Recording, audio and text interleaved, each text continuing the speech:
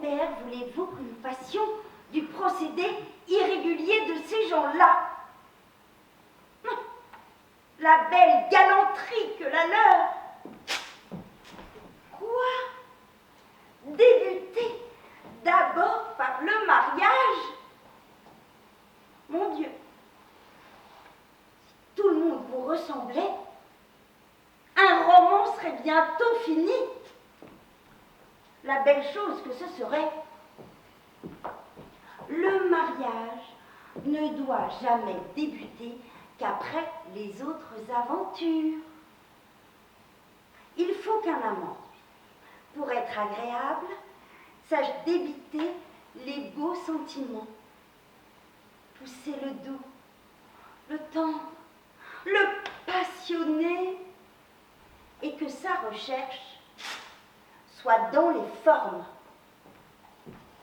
Premièrement, il doit voir au temple, ou à la promenade, ou dans quelque cérémonie publique, la personne dont il devient amoureux, ou bien être fatalement conduit chez elle par un parent ou un ami, et sortir de là tout rêveur et mélancolique. Il cache pour un temps sa passion à l'objet aimé, et cependant lui rend plusieurs visites,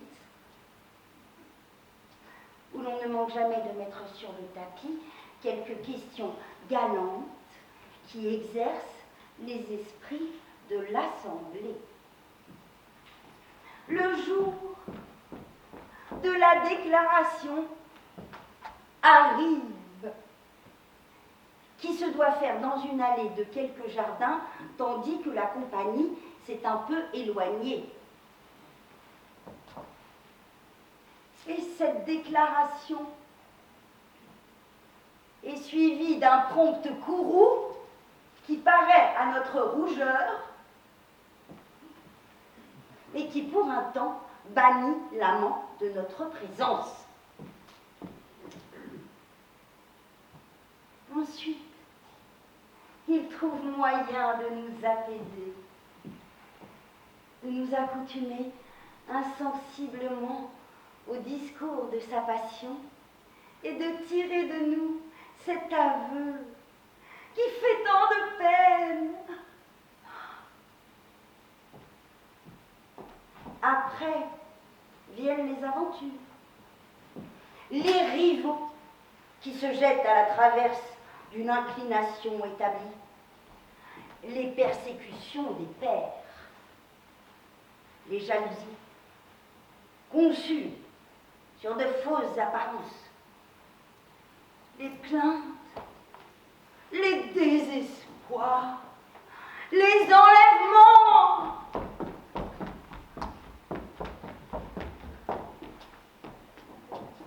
Et ce qui s'ensuit.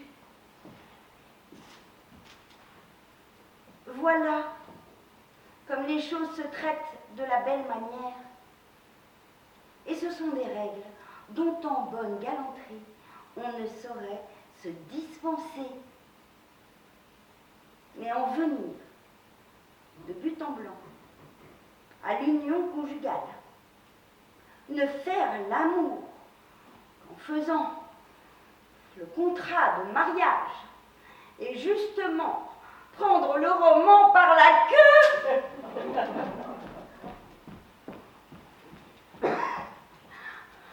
Mon Dieu,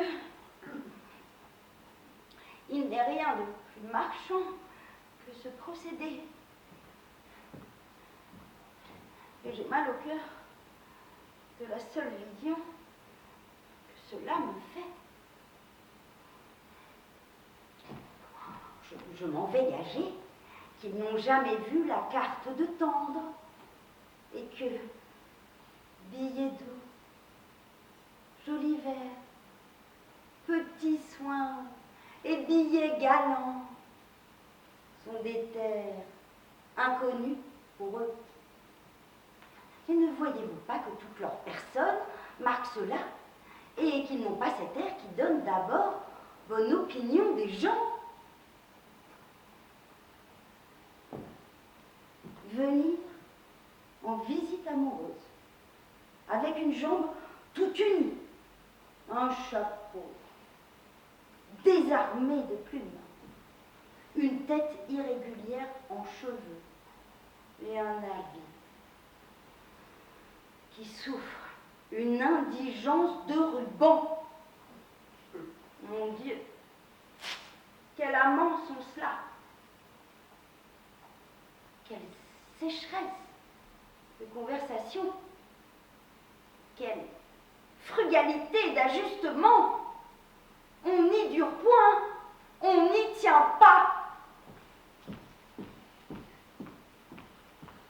Moi, j'ai remarqué que leurs rabats ne sont pas de la bonne faiseuse, qu'il s'en faut plus d'un grand demi-pied, que leur haut de chausse ne soit assez large.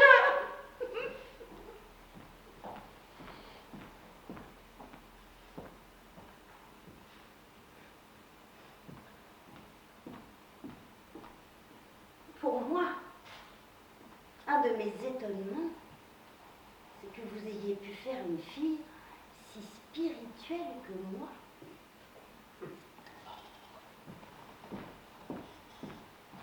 Mais c'est que je trouve le mariage une chose tout à fait choquante.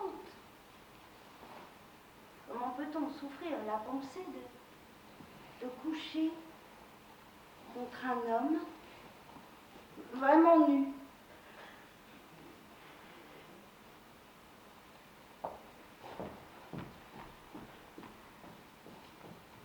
Souffrez que nous prenions un peu haleine parmi le beau monde de Paris, où nous ne faisons que d'arriver, et laissez-nous faire tout à loisir le tissu de notre roman, et n'en pressez point tant la conclusion.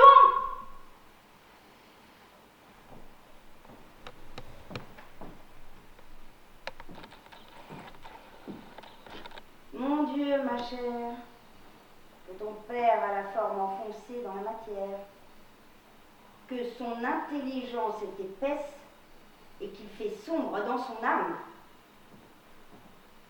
Je sais, ma chère, j'en suis en confusion pour lui, et j'ai peine à me persuader que je puisse être véritablement sa fille. Et je crois que quelque aventure un jour me viendra développer une naissance plus illustre. Je le croirais bien, oui.